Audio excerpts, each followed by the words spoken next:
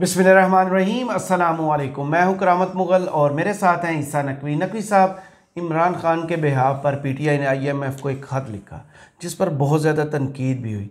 इस लेटर का असर क्या हुआ है और क्या हो सकता है? देखें, फर्स्ट एंड द फोरमोस्ट, ये ख़त लिखना चाहिए था या नहीं? मेरी ज़ाती राय है कि ये ख़त नहीं लिखना चाहिए था। कतई नज़र इसके कि इसको मिस रिपोर्ट किया गया पाकिस्तान में, जिस तरीके से इसको आउट ऑफ प्रोपोर्शन डिस्कस भी किया गया, इसके कंटेंट्स को भी एग्जैक्टली वैसे नहीं डिस्कस किया गया। सही। फिर भी मैं ये समझता हूँ कि ये ख़त लिखना नहीं चाहिए था। उसकी क्या वजूहात हैं, किस बुनियाद पर मैं कह रहा हूँ कि मैं आपको एक्सप्लेन करता हूँ। लेकिन एक दफ़ा का जिक्र है, बल्कि बहुत ही कम अरसा हुआ उस वक्त का जिक्र है, 2023 का, जिस वक्त पाकिस्तान का IMF का प्रोग्राम फंसा हुआ था और शहबाज शरीफ साहब कहते थे कि नाक से लकीरें निकलवा रहा है IMF। इसहाक डार जो है वो मुंह के बल गिर चुके थे और उनके बस से मामला बाहर हो गया था। बिल्कुल। ये सारी सूरत हाल चल रही थी और ऐसा लगता था कि पाकिस्तान खुदा न खास्ता डिफ़ॉल्ट कर जाएगा। जी। तो मैं अमरीकी सफारत खाने में मौजूद था और अफ़गानिस्तान के लिए अमेरिका के जो स्पेशल रिप्रेजेंटेटिव हैं टॉम वेस्ट, वो आए हुए थे। तो उनके साथ एक इंटरेक्शन था 6 सहाफ़ियों का, तो उसमें मैं भी एक था। वहाँ पर अमेरिकी सफ़ीर भी मौजूद थे और स्टेट डिपार्टमेंट के बड़े सीनियर ऑफिशल्स मौजूद थे। बात हो रही थी अफ़गानिस्तान के मामले पर, लेकिन जाहिर है कि अब अफ़गानिस्तान के मामले पे तो हमने डिस्कस किया, क्वेश्चंस हुए, सवालात हुए, को थोड़ा सा कि क्या चल रहा है उसके हवाले से गुफ्तगू हुई। लेकिन हमारा इंटरेस्ट तो ये भी था ना कि पाकिस्तान के हवाले से क्या। और ये सबको मालूम है कि अमेरिका के पास वो स्ट्रिंग्स मौजूद हैं जो पुल करने से IMF यस नो करता है।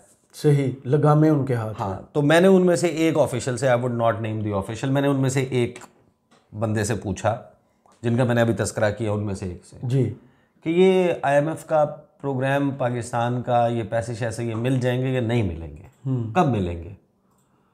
तो उन्होंने कहा कि यार ये 3-4 बातें हैं, उसके बाद हो जाएगा, पैसे मिल जाएंगे, डिफ़ॉल्ट नहीं होगा पाकिस्तान। सही। तो दैट इवेंचुअली हैपेंड।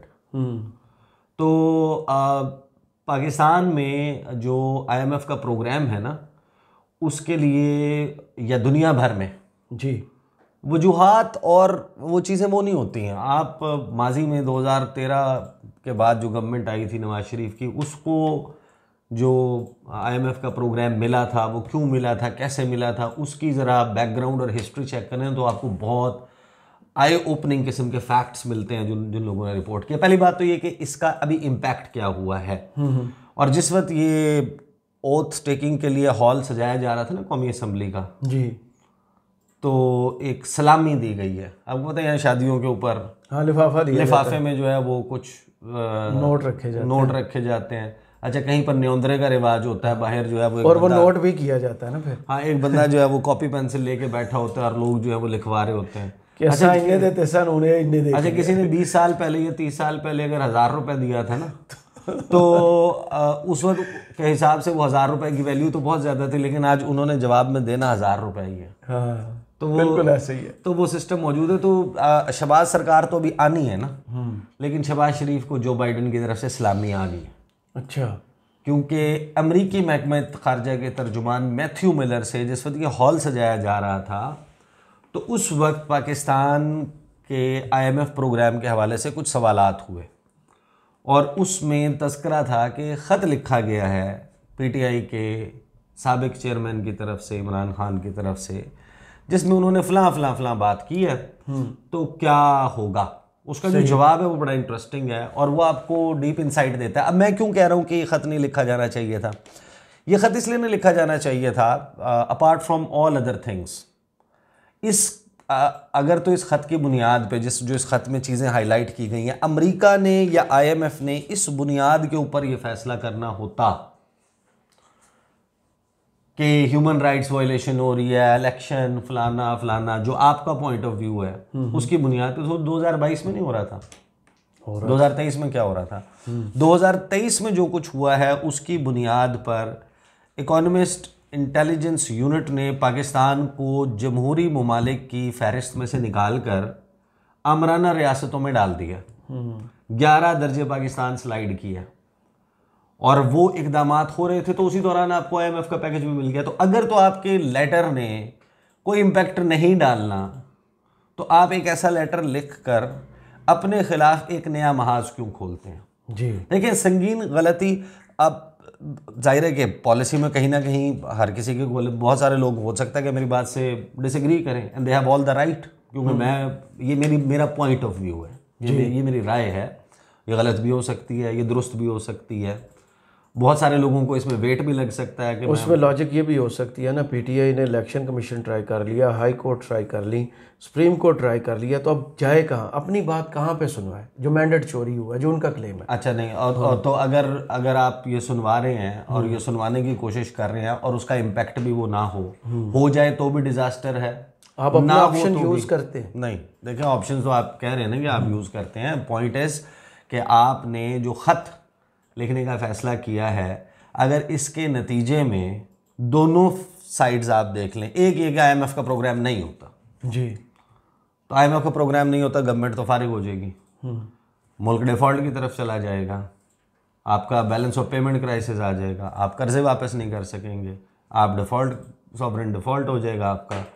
उस सूरत में कीमतें कहाँ चली जाएंगी आपको पता है, नोज डाइव कर रही होगी इकोनॉमी, आपके सारी सूरत हाल सबको मालूम है, डॉलर कहाँ होगा, पेट्रोल नहीं मिल रहा होगा, लोड शेडिंग हो रही होगी, कार्य सरकार ठप हो जाएगा और हुकूमत का धड़न तख्ता हो जाएगा। फिर क्या होगा, नतीजा बताए ना, फिर क्या होगा? फिर क्या होगा? हालात मजीद ख़राब होंगे। हालात ख़राब होंगे ना, तो ये हुकूमत तो चली जाएगी, चले पीटीआई आ जाएगी हुकूमत में, तो जिस पॉइंट पर पाकिस्तान की इकोनॉमी होगी वहाँ से रिवाइव कौन करेगा? बहुत मुश्किल हो जाएगा। हाँ, तो 6 महीने के बाद क्या होगा कि जो हुकूमत में आएगा उसके साथ क्या हो रहा होगा कि आप वो भी रुखसत होने वाली पोजीशन पे चला जाए। तो बेसिकली इकोनॉमी एक ऐसा सब्जेक्ट है। अच्छा, अब मैं ये क्यों कह रहा हूँ, देखें लोगों ने उसको मिस रिपोर्ट किया ना और मिस अंडरस्टैंड किया। उस लेटर में ये नहीं है कि आप पाकिस्तान के साथ प्रोग्राम ना करें, लेकिन आप TORs भी समझें। जो IMF है उसका, जिस तरह बहुत सारे लोग जो हैं वो उस वक्त मिसकॉन्स्ट्रू करते थे, मिसअंडरस्टैंड करते थे कि जो FATF है, फाइनेंशियल एक्शन टास्क फोर्स जी, उसका मैंडेट वो एंटी मनी लॉन्ड्रिंग और एंटी टेरर फाइनेंसिंग वॉचडॉग है जी।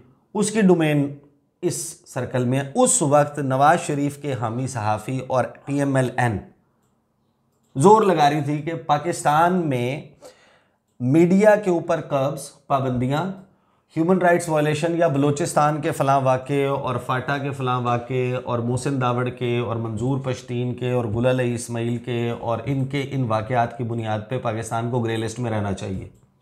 लॉबी कर रहे थे, सबको मालूम है जी। बड़े बड़े सहाफ़ी जियो जंग ग्रुप में, आज टीवी में इधर उधर बैठ के दे वर डूइंग इट। बिल्कुल। हालांकि FATF का मैंडेट वो नहीं है। इसी तरह IMF का ताल्लुक जो है वो जिन सवालात को, वो आपका ज़ाहिर है कि वो इलेक्शन ऑब्जर्वर तो नहीं है ना जी, और इलेक्शन का ऑडिट वो कहीं दुनिया भर में, लेकिन PTI ने जिन बातों को बुनियाद बनाया है कि भाई एक तो ये कि हम आपसे नहीं कह रहे कि आप कोई ऑडिट करें, कोई वॉच डॉग बन जाए, वो ये कह रहे हैं कि आप फाफिन के ज़रिए, आप जो पतन कोलेशन ऑफ 38 इन्होंने जो मेथडोलॉजी सामने रखी है उसके तहत 30% जो सीट्स हैं उनका ऑडिट इंश्योर करवा दें ताकि इलेक्शन कमीशन ना करे, हुकूमत ऐसी हो जो कि true representation of people's will होनी तो चाहिए। ये तो यानी कि अगर आपका ये इल्ज़ाम है तो अब इसकी तहकीकात होनी चाहिए, वरना देखिए साख नहीं होगी हुकूमत की, हुकूमत जो मर्ज़ी कर ले। पाकिस्तान के हालात इस वक्त जिस किस्म के हैं वो ठीक तो नहीं होने वाले। ऐसे इन लोगों को तो आपने देख लिया ना, चले हुए कारतूस हैं, इन्होंने क्या करना।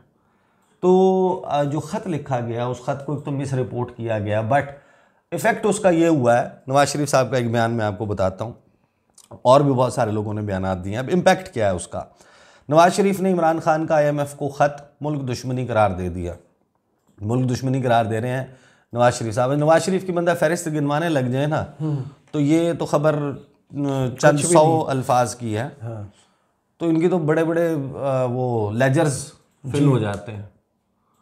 मोदी के साथ उफा में क्या हुआ था, इनके जो बयानात थे मुंबई हमलों के हवाले से, पठानकोट हमले के हवाले से, Dawn league, international court of justice में जो कोर्ट होते रहे, जो सब कुछ होता रहा। अच्छा, कायद मुस्लिम लीग नवाज शरीफ ने बानी PTI इमरान खान की जानिब से आलमी मालियाती फ़ंड को ख़त लिखने को मुल्क दुश्मनी करार दे दिया। पार्लियामेंट हाउस में वो गुफ्तगू कर रहे थे। नवाज शरीफ ने कहा कि ऐसे ख़त वो लिख सकते हैं, ये उनका वतीरा है, कोई और सियासी जमात ऐसा ख़त नहीं लिख सकती। इसके अलावा नून लीग और नामज़द नून लीग के सदर और नामज़द वज़ीर-ए-आज़म शहबाज शरीफ ने कहा कि बानी पीटीआई ने IMF को लिखा है कि पाकिस्तान के साथ नया प्रोग्राम ना किया जाए। उन्होंने हालांकि ये नहीं लिखा। किसी को शक नहीं रहना चाहिए कि ये चाहते हैं पाकिस्तान मुकम्मल तौर पर तबाह हो जाए। वाज़े रह गए। अच्छा, फिर आगे इन्होंने बैकग्राउंड दिया है, पढ़ने की कोशिश नहीं की इन्होंने ना। हाँ, वो अंग्रेज़ी में था ख़त। अच्छा, बहरहाल वो ख़त लिखा गया। ख़त लिखा नहीं जाना चाहिए था। उसकी वजह मैंने आपको बताई कि उसका इम्पैक्ट दोनों सूरतों में हो जाएगा, नहीं होगा। गलती क्या हुई थी साल 2022 से ऑनवर्ड PTI की तरफ से और नून लीग और PDM की जमातों की तरफ से। PTI की गलती ये थी कि उन्हें तगड़ी स्ट्रॉन्ग अपोजिशन पार्लियामेंट में रहते हुए वो करते रहते और कोई एक्सट्रीम स्टेप्स ना लेते। वो तो अपनी पैर पे कुल्हाड़ी मार चुके थे, बल्कि कुल्हाड़ी पड़ी हुई थी, उन्होंने ढूंढ के कुल्हाड़ी का ब्लेड सीधा किया और उसके ऊपर पाँव मारा था। सही। और उनके हाथ से मामलात निकल गए थे, मईशत आउट ऑफ कंट्रोल हो गई थी। PTI ये जोर ना लगाती कि हमने ये तासुर देना है कि हमारे जोर से ये गिरे, तो आज का रिजल्ट डिफरेंट होता। आपका एक सूरत हाल तो ख़राब हुई ना, ये भी एक साइड ऑफ स्टोरी है जी। और नून लीग और इन लोगों ने क्या गलती की कि इन्होंने बजाय इसके कि अब आ ही गए हो, जैसे कैसे करके आ गए हो, जो भी तुम लोगों ने पर्दों के पीछे, ड्राइंग रूम्स में, बंद दरवाज़ों के पीछे जो भी तुमने डर्टी गेम ऑफ पॉलिटिक्स किया, अपना बयानिया शानिया तार लीरो लीर करके आपने फेंक दिया। आप जिस रास्ते से आ गए। आने के बाद तो भाई अपना फोकस इमरान खान से हटा के मईशत और लोगों के मसाइल पर रख लो। आपने अपना फोकस बना लिया इमरान खान और उसकी वजह से आपके हाथ से मुआशी सूरत हाल निकल गई। और तो इमरान खान का सारा फोकस रहा अवाम पे, कनेक्ट करने में। कनेक्ट करने में वो इमरान खान को फ़ायदा हुआ। That was rise of Imran Khan and fall of all PDM। बिल्कुल ऐसा। लेकिन उस तमाम वक्त के दौरान कहीं ना कहीं एक मामला के जिसको नून लीग के लिए की सियासी ऑक्सीजन क्या रही है कि इमरान खान के और इदारों की लड़ाई हो, ये इनके वेंटिलेटर में वाहिद ऑक्सीजन ये थी कि इमरान खान और इदारों की लड़ाई हो, जिसमें ये कामयाब हो गए। और उसके नतीजे में आप देख लें कि 8 फरवरी के इलेक्शन के बाद भी PTI इज़ अनेबल कि उनकी सुनवाई हो जाए। तो ऑनवर्ड्स भी अब ये जो ख़त है, इस ख़त को जिस तरीके से यूटिलाइज़ किया जाएगा कि ये एक और 9 मई है। हाँ, यही स्टेटमेंट्स दी हैं। ये एक और 9 मई है जो PTI ने किया है। और इस लड़ाई में PTI को और पाकिस्तान की सारी सियासी जमातों को भी ये समझ लेना चाहिए कि मैं तो हमेशा कहता हूँ 3 कॉन्स्टेंट्स होने चाहिए। एक आपकी फॉरेन पॉलिसी, एक आपकी डिफेंस पॉलिसी और एक आपकी मौशी पॉलिसी। अगर आपके पास ये 3 कॉन्स्टेंट्स नहीं हैं, इन 3 चीज़ों में तसलसल नहीं है, लॉन्ग टर्म अहदाफ नहीं है, चेहरे और हो सकते हैं, रास्ता लेफ़्ट राइट हो सकता है, अहदाफ और वो सब एक हों और उसके ऊपर कंसेंसस हो गया। पॉलिटिक्स हर चीज़ पे करेंगे, इन चीज़ों पे नहीं करेंगे। सही। तो फिर मेरा ख्याल है बहुत सारी कौमी पॉलिसी रहनी चाहिए। हाँ, बहुत सारी चीज़ें बेहतर हो जाएंगी। अब होता क्या है, ये ख़त जो है, इस ख़त के जवाब में देखें उन्होंने जो आपका कान मरोड़ना है, जो उन्होंने आपसे नाक से लकीरें निकलवानी है, जो अवाम की कलाबाजियाँ लग रही हैं। PTI देखें अब होता क्या है, लेट्स जस्ट से कि आपका जो ये जायज़ा होना है और आपकी अगली किस्त आनी है और उसके बाद आपने एक एक्सटेंडेड फैसिलिटी की तरफ जाना है, एक लॉन्ग टर्म प्लान की तरफ जाना है, चाहे वो $6 अरब का है, $6.2 अरब का है या $8 अरब का है जी। तो आपका ख्याल है कि IMF कैसे देगा?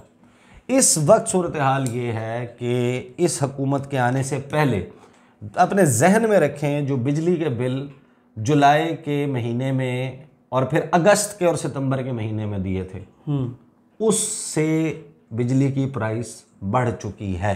तो इन गर्मियों में क्या होगा सोच लें।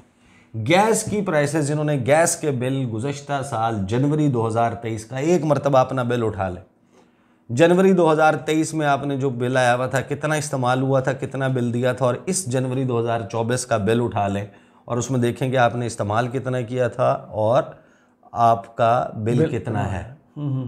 आप डिफरेंस देख लें कि कितने गुना प्राइस चली गई है।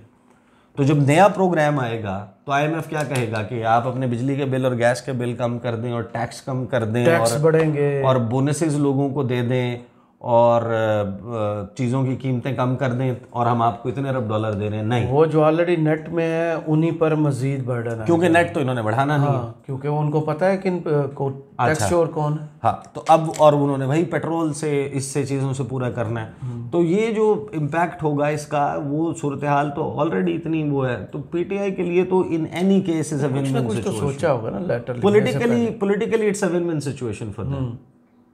तो अब ख़त जो है, उस ख़त के ऊपर असल में तो जो डोरे हिलाने वाले हैं वो क्या कह रहे हैं वो ज़रा आप देख लें कि जिस वक्त ये असम्बली हॉल सज रहा था और ये सारी कहानी हो रही थी, उस वक्त पीटीआई के लेटर का जवाब जो है वो मांगा गया कि भाई अब क्या होना चाहिए। तो अमेरिका की महकमा ख़ारजा के तर्जुमान मैथ्यू मिलर साहब क्या कहते हैं वो सुन लें जनाब। In response to question on PTI letter, US urges Pakistan new government to continue working with IMF, कि वो IMF के साथ अपना काम जारी रखे, उनके साथ जो भी गवर्नमेंट आती है वो उनके साथ अपने मामलात सीधे रखे। तो वो अब कोई ऐसी चीज़ नहीं है कि जिस पे US जो है वो कहा क्या है, next several months will be crucial for the country. अगले कई माह जाहिर है कि ये लगेंगे, नाक से लकीरें तो ये भी निकलवाएंगे पाकिस्तान को। क्या जो बजट आएगा उसी से पता चल जाएगा। हाँ, तो अमरीकी महकमा खारजा के तर्जुमान ने क्या कहा जनाब, उन्होंने ये कहा कि पाकिस्तान की आने वाली हुकूमत मस्ट इमीडिएटली प्रायोरिटाइज़ के तरजीहात में शामिल करे फौरी तौर पर पाकिस्तान की जो मौशी सूरत हाल है और अपनी इंगेजमेंट IMF के साथ और दीगर जो बैनुल-अक़वामी मालियाती इदारे, इंटरनेशनल फाइनेंशियल इंस्टीट्यूशंस IFIs, उनके साथ जारी रखे। जो नई गवर्नमेंट है वो किस किस्म की बन रही है सबको मालूम है। और उसके बाद मैथ्यू मिलर कहते हैं कि I just say with respect to the IMF that we support Pakistan's efforts to break free from the vicious cycle of debt and international financing.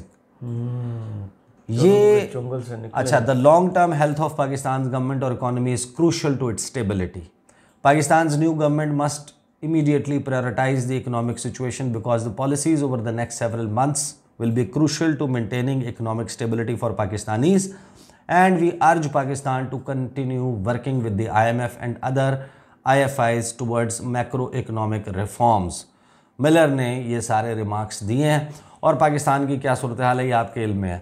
Quickly मैं आपको ये बता दूं, देखें करामत मुगल साहब जी, इसको फिर डिबेट बहुत बड़ी हो जाएगी। ये सबको मालूम है कि अमेरिका जो है और वेस्ट जो है वो ये भी अफोर्ड नहीं करते कि पाकिस्तान जो है वो डिफ़ॉल्ट कर जाए और यहाँ पर खुदा न खास्ता को खाना जंगी की सूरत हाल हो जाए। अच्छा, और वो ये भी नहीं चाहते, अफोर्ड कर सकते कि पाकिस्तान फाइनेंशियली इंडिपेंडेंट हो जाए। काबू में ही रखना है, क्रिपल पाकिस्तान को जो है वो एक अपाहिज के तौर के ऊपर वो रखना चाहते हैं और उनको सूट करता है। ये सबको मालूम है, ये इट्स एन ओपन सीक्रेट। आप जितनी मर्जी आंखें बंद कर लें, आप लोगों को कहें अमेरिका हमारा स्ट्रेटेजिक पार्टनर है, हमारी लॉन्ग स्टैंडिंग फलानी वो है, वो बैरी बेड़े वो किधर गए, वो जो आने कुछ भी नहीं आया था। एक वाइट पेपर पे उठा के लिखे अमेरिका ने हमें क्या दिया है 76 साल में।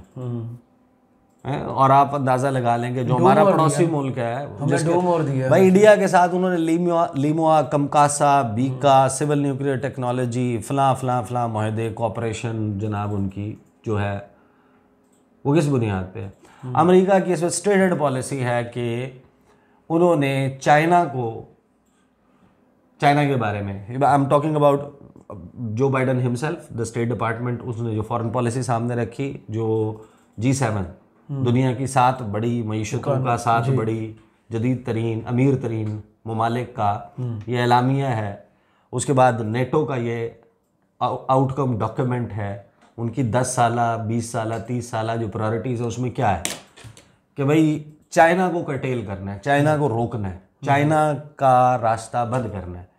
चाइना हमारे होते हुए दुनिया की अमीर तरीन, ताकतवर तरीन ना फोर्स बन सकता है, ना मुल्क बन सकता है, ना हमारा जो सुपर पावर का दर्जा है वो सेंटर जो है वो छीन सकता है। और उसके लिए हमने सब कुछ करना है।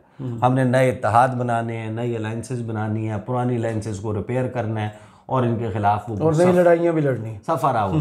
तो मुझे बताएं कि पाकिस्तान नेबर है और पाकिस्तान उन ममालिक में है अनटिल रिसेंटली कि आप चाइना के साथ बिल्कुल जुड़ के खड़े हुए। तो एक मुल्क जो ये सब कुछ कर रहा है और इनका BRI को फ्लॉप करने के लिए, फेल करने के लिए बाकायदा मंसूबे मौजूद हैं, बेल्ट एंड रोड इनिशिएटिव, उसका जो फ्लैगशिप है, जो उसका हेड है, वो चाइना पाकिस्तान इकोनॉमिक कॉरिडोर है। ईस्ट और वेस्ट की कनेक्टिविटी में पाकिस्तान बहुत इंपॉर्टेंट है। तो they will do everything to make Pakistan a cripple. तो वो बेसिकली उनकी तो पॉलिसी यही है कि पाकिस्तान इंडिपेंडेंट ना हो। सही। पाकिस्तान मुआशी तौर पर आज़ाद होगा तो अपने फैसले खुद करेगा। सही। वो अपनी मर्जी से बनाए, सोचेगा कि भाई मैंने बीजिंग के साथ ज़्यादा अच्छी रखनी है या वाशिंगटन के साथ, जो पाकिस्तान के हक में मैंने मॉस्को और तेहरान की तरफ और रियाद की तरफ, इनकी तरफ देखना है, या मैंने फिर अमेरिका की तरफ देखना है, अमेरिका और अमेरिका के कहने वालों पे देखना है। तो हम एक बड़ी कैच-22 सिचुएशन में हैं और यहाँ पर हमारी जो पॉलिटिकल लीडरशिप है दे शुड रियलाइज दिस। देखिए, एक बात की असल अपनी पर्सनल प्रायोरिटीज़ किसकी क्या हैं, किसकी क्या नहीं है, कौन कितना माल बनाना चाहता है, कौन आकर क्या करता है, किसकी कितनी कैपेसिटी है डिलीवर करने की, किसकी नहीं है। कोई भी सियासी जमात ये नहीं चाहेगी कि उसके दौरे हुकूमत में मुल्क के हालात ख़राब हों। बिल्कुल सही। कौन सी सियासी जमात है जो चाहेगी कि पाकिस्तान खुदा न खास्ता उसके दौर में डिफ़ॉल्ट कर जाए? कोई भी नहीं। या कीमतें जो हैं वो बढ़ जाएं। असल मसला ये है कि भाई आपका जो आपने जिस नशों के ऊपर कौम को लगाया हुआ और जिस नशों के ऊपर अपनी पार्टी को लगाया हुआ और जिन नशों के ऊपर आप खुद लगे हुए, उससे भला किसी का भी नहीं होगा। At the end of the day आपके अगर बच्चे बाहर हैं, आपके इलाज बाहर हैं, आपकी जायदादें बाहर हैं, तो आपके क्वेश्चन भी तो होगा ना फिर ये कि भाई ये आप किस किस्म के सगे हैं पाकिस्तान के। बिल्कुल सही।